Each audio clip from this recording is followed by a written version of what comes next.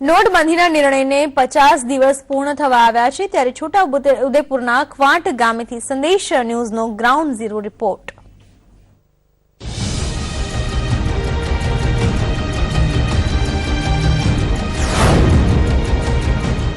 નોટબંધીનો નિર્ણય જે કર્યો છે તે યોગ્ય જ છે, ભ્રષ્ટાચાર નાબૂદ થાય, પરંતુ એના જે દૂરોગામી પરિણામો જે આવવા જોઈએ એ ક્યારે આવે કે જ્યારે લોકોને નાણાંની સવલતો ઉપલબ્ધ થાય, નાણું ફરતું થાય।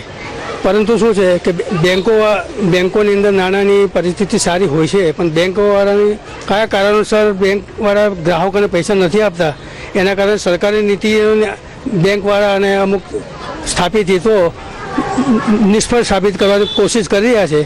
એનો સરકારે કડક કાયદાથી અમલ કરવો જોઈએ। બિલકુલ ગલત છે। એના અમારા ધંધા પર 50% થી 70%નો ફરક પડ્યો છે। જે અહીંયા આદિવાસી માણસો છે એના પાસે અહીંયા આવક માલ બંધ થઈ ગયો છે, એના લોકો આવક માલમાં પૈસા એ લોકો આપતા નથી ને અહીંયા બધું પેમેન્ટ એ લોકોને આવતું નથી। એના લીધે અમારે જે રોકડ કેસ લેવાની હોય એ લોકો પાસે આવતી નથી, તો અમારે ધંધામાં બહુ તકલીફ પડે છે। સરકારશ્રીનો એ યોગ્ય નિર્ણય છે, પણ થોડું પ્રી પ્લાનિંગ હોવું જોઈતું હતું એવું અમને લાગે છે। જેમ કે આ 2000ની નોટ બહાર પડી એમાં અમારા વેપારી વર્ગને એટલી બધી તકલીફ પડી છે। 50 રૂપિયાનું પણ લેવું હોય તો 2000 રૂપિયા આપે છે અને સામે ધંધો છે નહીં। એમાં 1950 રૂપિયા અમારે પાછા આપવાના, એમાં 100ની 19 નોટ અને 50ની એક નોટ કાઢવાની।